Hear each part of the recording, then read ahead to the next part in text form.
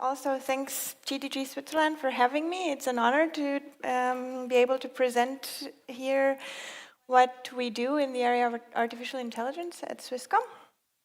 So my plan for this talk is to tell you, first of all, why Swisscom is interested in artificial intelligence. I guess it's not the kind of thing that you'd expect from a classical telco company. Second, what is our procedure for bringing artificial intelligence to our customers? And third, some examples of products that we are developing and that we've developed recently that use artificial intelligence. So let's get started. So digitalization. It's one of the things that I think powers artificial intelligence, and it's nothing new. It started probably with the first microchips and has seen really huge progress since then. So there was the first wave when the smartphones arrived, which brought a huge change. There's currently, we're at the top of the IoT and virtualization wave, so it's very easy to have computing resources. They're very, very cheap, very easy to set up in the cloud and so on. And we're right at the beginning of a third wave, which is the artificial intelligence wave. Which means that machines will be learning and are already starting to learn and make autonomous decisions, analyzing huge quantities of data that previously was impossible to dig into. And I guess there will also be a lot of robotics breakthroughs and other areas. And we don't know yet what the fourth wave will be, but we're very excited to find out. So digitalization and all these waves have changed a lot about our business. So one of the things that Swisscom made a lot of money on were text messages, and this is something that has disappeared practically overnight. So companies like WhatsApp, or I don't know, any other of your favorite messaging apps have taken over and no one uses SMS anymore, or at least very few people. So everything is turning into software. Software is eating the world. And some famous people agree with this, among which Mark Andreessen, maybe you've heard of him. So Swisscom has the ambition to follow this, this trend. And of course, it's also kind of necessary in order to stay alive as a company. So Swisscom is turning from a classical telco company into a software company. And I guess this starts to give a first explanation of why we are interested in AI. So here I'm showing an event that is organized by Swisscom, and maybe some of you know because it's become relatively big in Switzerland. Swisscom Software Day happened last month. Along with business, also customer behavior changes. So people expect different things from us than they did before, higher expectations. For example, like I said, the advent of smartphones and 4G networks and so on made the mobile data volume increase dramatically. People are watching lots of video, even on or mostly on their smartphones. People are using catch-up TV, so no longer live TV, but recording functions and Netflix and so on. And very, very few people are using still the fixed phone network. So again, another very clear signal that we need to change. And we believe AI is the change that we need to incorporate. And here we highly agree with Apple CEO Tim Cook, who said that AI has to be horizontal. So we need to put AI into basically everything that we build, because people expect software to behave intelligently. You can no longer build a stupid product and get away with it. And this brings us also to our core belief in the AI and machine learning group at Swisscom, which is that in the future, our products will be stupid without AI and therefore worthless. So obviously we can't sell them. All right, so hopefully this gives a good motivation of why Swisscom cares about AI. And now let me tell you how we plan to bring AI to our customers. So maybe just as a side remark, I'm in the enterprise customer department, so we're talking about other companies, not private customers. All right, so what we do is build digital enterprise solutions, and we have lots of resources already to build on. This department, the Digital Enterprise Solutions, consists of 700 specialist employees. We're building enablers, we call them, some sort of basic software building blocks that we can then put together based on customer needs. We have an end-to-end digitalization chain, which I'm going to tell you about more in the next slide. We have tools, and we are used to working in a pretty high tempo, so really fast, really agile, and so on. So here is our unique selling proposition at Digital Enterprise Solutions. First of all, over time, we have been able to build end-to-end competence. That means we have infrastructure. We are able to store and process data, both from Swisscom and from our other business customers. We are competent in software development and different platforms and so on. And what enabled us to do this was our very comprehensive 360 degrees portfolio, including both standardized solutions.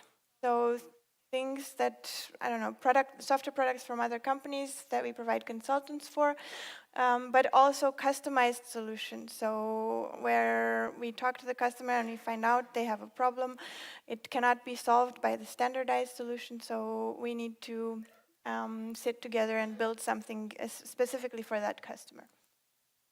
And finally, all of this would certainly not be successful without a tried methodology, and we have this as well. Most importantly, we believe in the co-creation process. So like I said, we sit together with our customers, with our enterprise customers, and we find out what problems they have in order to find the best solution for them instead of just selling the standard thing that we have. And this is also, I guess, a key component in the human-centered design philosophy, where you try to find out what users want and how to best fill their needs. We also work according to Agile methodology. I guess everyone does today, so is it even worth mentioning? But anyway.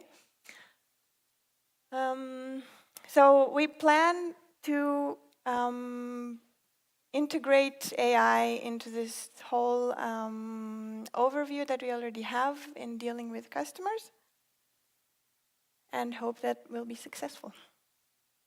And it does look so. You will see when I present the product.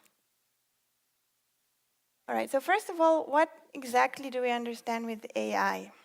And let's start with an example. From the moment they're born into this world, children start learning things about it. For example, here, chocolate. What is chocolate? So the kids put their hands in it, they smear it on their face, they taste it, and so on. So they experience chocolate with all their senses, and finally they learn what chocolate is.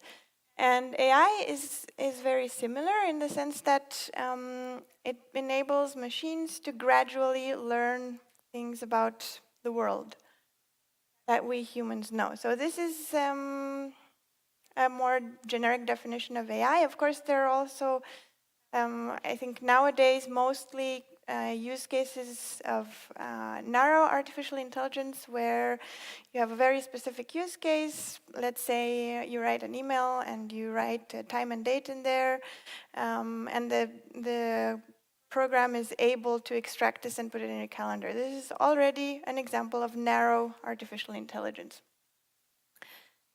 But artificial intelligence is an umbrella term, and this just means that computers act intelligently, similar to how we humans act in different situations. And it includes various other fields like expert systems. So these were, I guess, in the 70s and 80s, what the state of the art of artificial intelligence at that time, where experts were writing rules for computers to behave in a certain way based on their knowledge.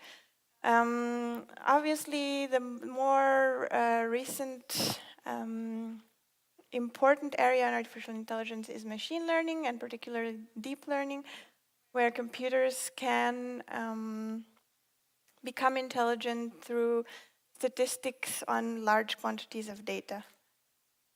And so this was, in order to do something like this, lots of things are needed. And there are different areas in which you can apply it. There's first of all perception. So obviously AI systems must interact with humans, so they need to be able to perceive, first of all, speech, vision, and so on. There's natural language processing, so just because they are able to perceive the speech doesn't mean they understand what the person is saying, so this is what natural language processing does. There's reasoning, there's planning, and of course somewhere up there there's also robotics. And machine learning, which I view as a subset of artificial intelligence, is also huge. So in order to achieve all these things that I've shown here, there are lots of different methods. There's unsupervised learning, there's supervised learning, semi-supervised learning, neural networks, support vector machines, clustering, and so on. There's also reinforcement learning, a bit less related to the rest. So these are the tools that we have at our disposal in terms of methods, let's say. But other ingredients are just as important. So first of all, processing power is very, very important. Data, obviously, because computers learn from data, as I've said, through statistical methods, and algorithms. So I think the reason why AI is seeing such a huge surge in popularity is because in all of these areas there has been tremendous progress in the past couple of years. So processing power already a bit longer than that. We've for quite a while gone from computers looking like this to having enormous computational power in our pockets or in our briefcases. Data, as I've said, with smartphones getting popular, the amount of data generated by people has also increased exponentially. And finally, algorithms, I guess, were the latest ingredient to arrive into a very advanced state. There's Tensorflow that you'll also hear about, I guess, after this talk. Microsoft is also opening various of their AI algorithms to the public. Facebook, the same. I've also recently heard about Baidu releasing something in the area, so there's lots going on. And this means that people like us, we're as I said, we're a software/telco company. We don't have the ambition to compete with Google or Facebook and so on, but we want to enable our customers to benefit from all these things as soon as possible. and to do so in a way that suits them best. Obviously, there are also lots of misconceptions with all the hype surrounding AI. So machine learning is expensive. It's a real-time activity. Everything can be done with deep learning. These are all the kinds of things that we have to sort of fight against when we start working with people on AI. Because the expectations are sometimes quite misaligned with reality. And so let me show you some examples of what we do. Some products that we've built in the recent past, sorry, or that we are building at the moment. Our products are based loosely on this framework that I'm showing here. So we have, obviously we have data. We have lots of data from Swisscom itself. We can also take advantage of public data that's at anyone's disposal, and we may also get customer data depending on the customer. We have a perception layer where, first of all, there's speech to text, then there's perception in the sense of teaching computers what the data represents and what they should do with it. So we have a model training component. And then finally, we have a bunch of microservices in the area of natural language processing and understanding for the moment, but extending to other areas as well. So we have named entity recognition, topic recognition, sentiment analysis, summarization, trend detection, and so on. And so we have these services as part of an API, and the goal is to use this API in order to build either highly customized solutions, so really sitting down with the customers and finding out what they want and building it for them. We also have sort of the more standardized set of products where that we use, for example, to showcase the different microservices. So for example, customer feedback is something that everyone is interested in, and we do have a product where we gather data, for example, for Swisscom from social media and analyze it using these different services. And finally, we also have the plan of integrating with other software products that can highly benefit from artificial intelligence. For example, ServiceNow, which is a customer desk software, SAP, Salesforce, and so on. And you'll see in a moment why I think these are appropriate standard software products to be looking at. So our first interesting product that we've built using our artificial intelligence is a customer desk product that helps service agents give faster and better service. And how does it do this? By using AI, obviously. It's called Marmo. And we provide basically real-time recommendations of solutions to the service agents to solve the customer's problem. So basically the agent has a customer on the phone that explains the problem. The agent writes an incident ticket. And then in the background, our artificial intelligence service is looking for a similar ticket that has already been solved, or for several similar tickets, let's say, and presents a list of candidate solutions to the agent. And the agent can choose the best solution for the particular case, and in this way solve the problem a lot faster than if they had to go and look through this manually, either while the customer is on the phone, which I guess would be quite annoying for the customer, or at a later time and then get back to the customer. So this is what the interface looks like. This is this has been integrated in the service desk software of Swisscom. Basically, this is the part where we enter the new ticket, and this is where the magic happens. So showing past tickets with solutions and highlighting what the main topic of the current ticket is. There's also a functionality that looks at the various incidents coming in and notifies if there is something that looks like a major incident. So let's say a lot of people calling within a very short period of time about exactly the same thing. This means it's probably, the underlying cause is probably similar, and it's a major incident to look at all the incidents together.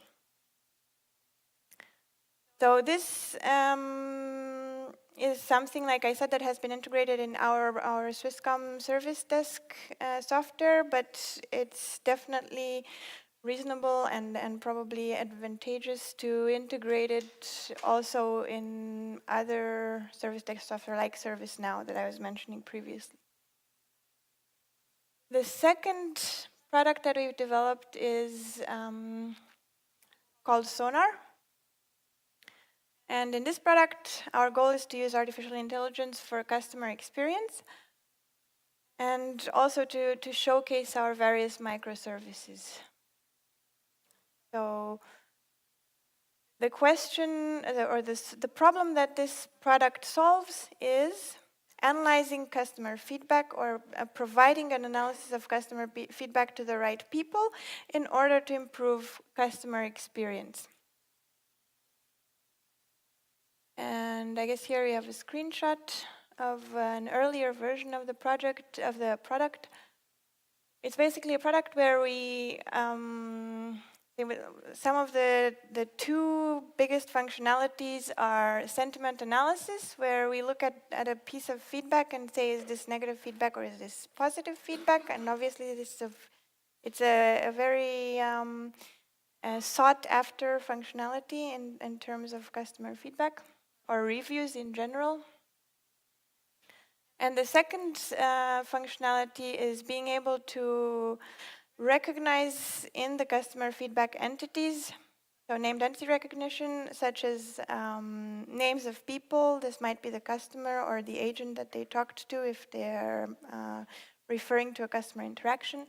It might be an address or another company, a phone number, a date, anything. And this helps tag the feedbacks according to what they're about, and then providing an overview of a set of feedbacks through these keywords that we extract. It's also useful when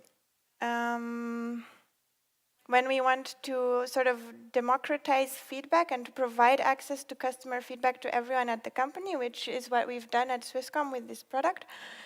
In that case, what needs to be done is, in order to comply with data protection laws, is anonymizing customer information. So we also do this with named entity recognition. So in order for every employee of Swisscom to be able to look at customer feedback and internalize it and find out what they, at their individual level, can do better in order to improve the customer experience, we need to make this data anonymous. We cannot go around and open, let's say, incident tickets from the hotline to everyone. So this has worked out pretty well. The product has been quite successful inside of Swisscom. And now the plan is with Sonar to make it more widely available and perhaps also sell it to other companies that might be interested in. So this is what it looks like. We can select language. Obviously, we're very interested to have great performance on Swiss languages, German, French, Italian, maybe not Romansh, but English, let's say. So for this, this is something that we're still working on, gathering data for these languages and coming up with trained models that work best on this particular case. Back to Sonar, we can filter according to sentiment. We can filter according to the data source. So we're using, for example, Twitter and Facebook from social media, but we also have internal sources. Like I said, the hotline is one example, but we could also think of, for example, online chat software that we have on the Swisscom website, where you can go and chat live with an agent. And then down here you see sort of summaries of what the feedback says in the time frame that you've selected. And then various other visualizations based on the analysis that we're doing. So we also have topics. Again, based on the time frame that we select, we can extract the different topics, the most important topics that the feedbacks are mentioning. And finally, you see the actual raw data, so the feedbacks of the people, and you can go look more into that if that's what you're interested in. So this sums up the products that we have so far. For the future, so we have customer experiences, we have customer support, we have a product in progress for human resources where we can analyze employee surveys and come up with summaries a lot faster than the current way of doing it manually. We have a product planned for the legal domain. As a big company, as a big service company, there are obviously lots of contracts with other companies, and very often this number is so high that it's very tedious to analyze the contracts manually and to have a good overview of this. So this is again one very good use case for artificial intelligence, and so on. And to finalize, I would like to say, again, Swisscom, we're a former telco turning into a service company, so we're not starting that big with artificial intelligence. But on the other hand, everyone started small.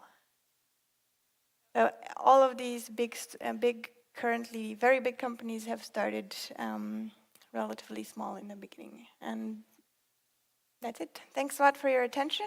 If you have any questions. First of all, thank you for the talk. I have a quick question.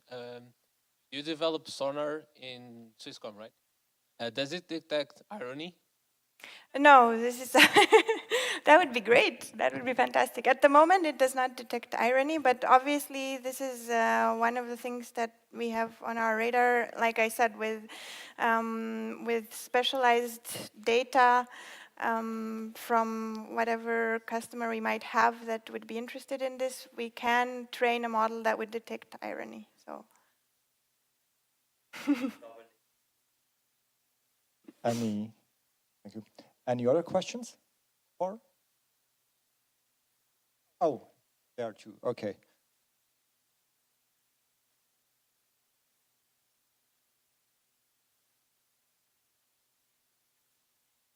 Hi, my name is Dennis. I have a question about chat data.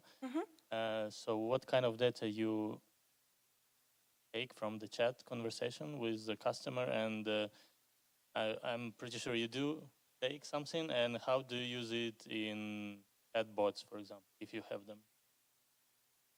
Hi, Dennis. So thanks for your question. Yes, so we do take, there's also metadata coming with the chats, obviously. We don't have the name of the customer unless they provide it voluntarily or unless it's in the text mentioned somewhere. There is location, maybe language, things like that. For the chats, this is something that obviously that we're looking into. We're working very closely with EPFL. I'm not sure if you've heard, but Swisscom recently opened a lab at EPFL. It's called the Swisscom Digital Lab. And through this lab, we plan to invest a lot of money in research in various areas, and artificial intelligence, specifically natural language processing, is one of them. So the chatbot case is part of this research that has very recently started. So yeah, we'll use this data in order to develop, first of all, a generic chatbot, and then look into how we can personalize it to the customer.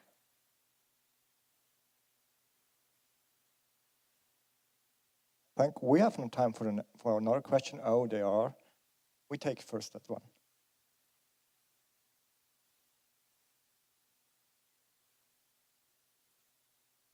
Hello.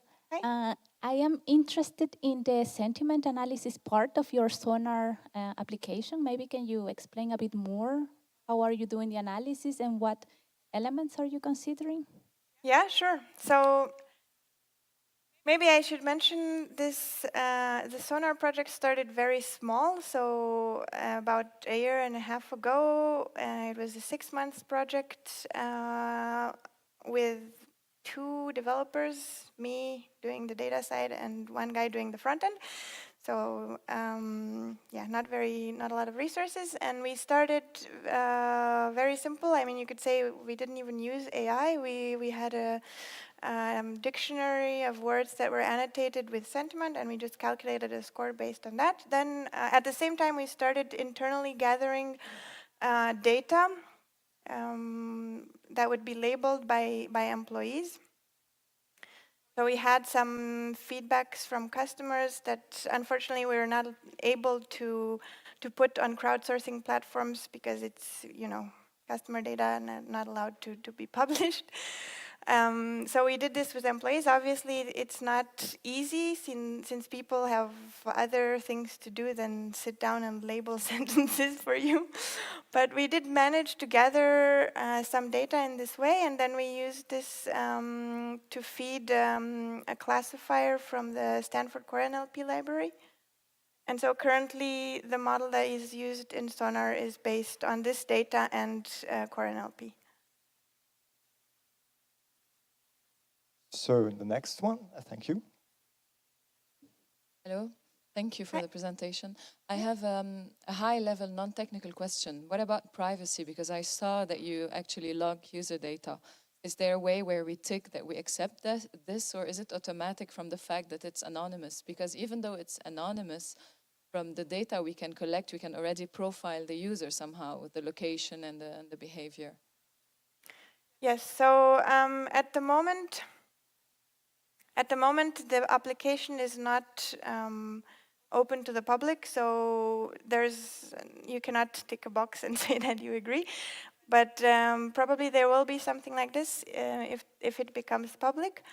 And like I said, we sat down with our legal department and came up with a list of conditions that we need to fulfill in order to be able to analyze this data. And this included, among others, the anonymization part that I mentioned.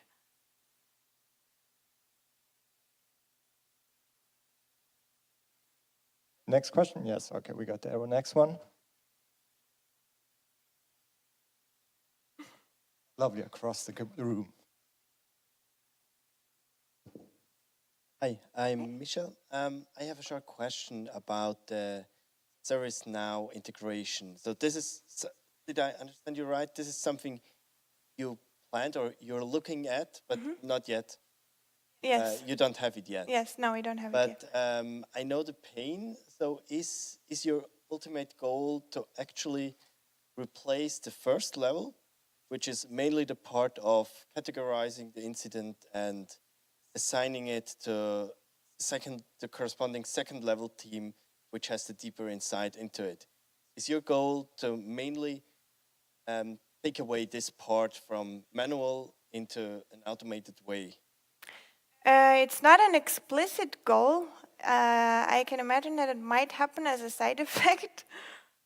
It hasn't yet happened at Swisscom. As I mentioned, we are already using this since a few months in the enterprise department of Swisscom. We'll see. I don't know. I guess there is potential there for the first level to be replaced. Thanks.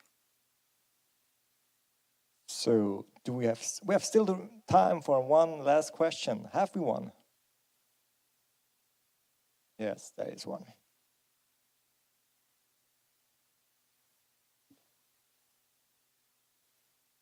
Hi, thank you for presentation. Very interesting. Do you plan at Swisscom to open source some product maybe, like Facebook, Google, and others are doing?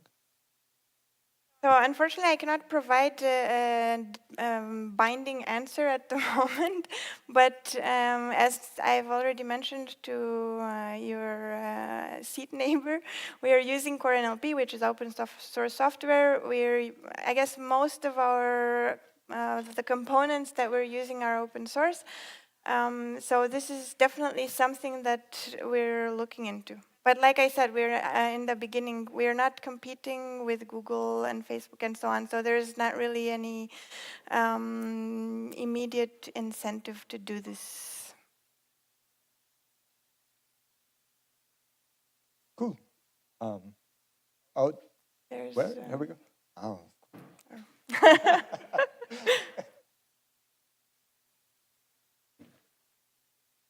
It's just to to pick up. You mentioned that you're not allowed to publicize customer information.